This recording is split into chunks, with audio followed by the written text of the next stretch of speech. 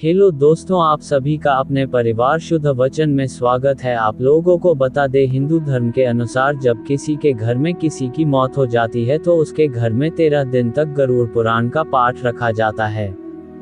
शास्त्रों अनुसार कोई आत्मा तत्काल ही दूसरा जन्म धारण कर लेती है। किसी को 3 दिन लगते हैं, किसी को 10 से 13 दिन लगते हैं और किसी को 1.25 माह लगते हैं। लेकिन जिसकी स्मृति पक्की, मोह गहरा या अकाल मृत्यु मरा है तो उसे दूसरा जन्म लेने के लिए कम से कम 1 वर्ष लगता है। तीसरे वर्ष गया में उसका अंतिम तर्पण किया जाता है। फिर भी कई ऐसी आत्माएं होती हैं जिन्हें मार्ग नजर नहीं आता है और वे भटकती रहती है। आओ जानते हैं कि मृत्यु के बाद दिवंगतों के निमित्त क्यों रखा जाता है गरुड़ पुराण का पाठ। दोस्तों, अगर आप अभी तक शुद्ध वचन परिवार से नहीं जुड़े हैं तो अपने परिवार से जुड़ने के लिए चैनल को सब्सक्राइब कर ले।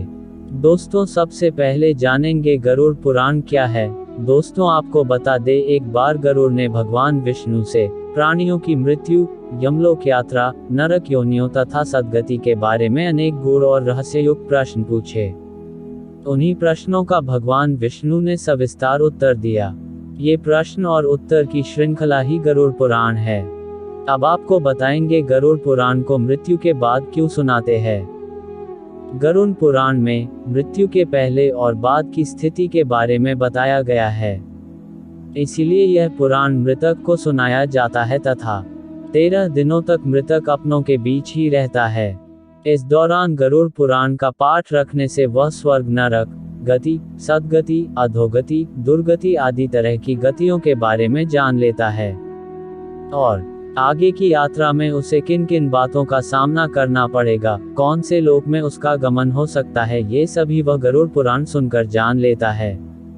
और जब मृत्यु के उपरांत घर में गरुड़ पुराण का पाठ होता है तो इस बहाने मृतक के परिजन ये जान लेते हैं कि बुराई क्या है और सद्गति किस तरह के कर्मों से मिलती है, ताकि मृतक और उसके परिजन दोनों ही यह भलीभांति जान लें कि उच्च लोक की यात्रा करने के लिए कौन से कर्म करना चाहिए।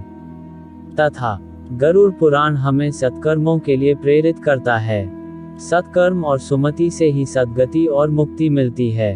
और गरुड़ पुराण में व्यक्ति के कर्मों के आधार पर दंड स्वरूप मिलने वाले विभिन्न नरकों के बारे में बताया गया है। गरुड़ पुराण के अनुसार कौन सी चीजें व्यक्ति को सद्गति की ओर ले जाती हैं, इस बात का उत्तर भगवान विष्णु ने दिया है। तथा गरुड़ पुराण में हमारे जीवन को लेकर कई गूढ़ बातें बताई गई है जिनके बारे में व्यक्ति को जरूर जानना चाहिए। आत्मज्ञान का विवेचन ही गरुड़ पुराण का मुख्य विषय है।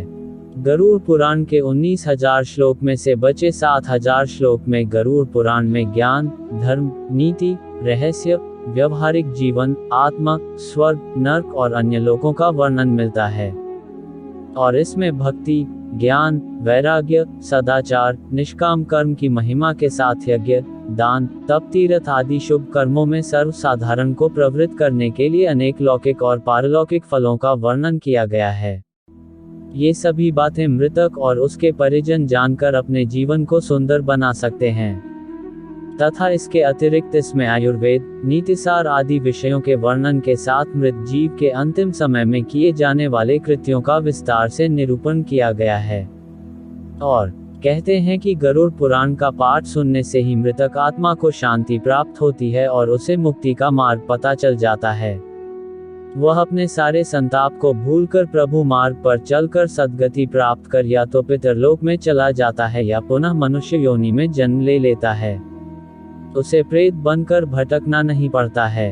अगर आपको वीडियो कैसी लगी कमेंट में जरूर बताएं और अगर आपने अपने चैनल को सब्सक्राइब नहीं किया है तो चैनल को सब्सक्राइब कर ले। सभी को राम राम, मिलते हैं अगले वीडियो में।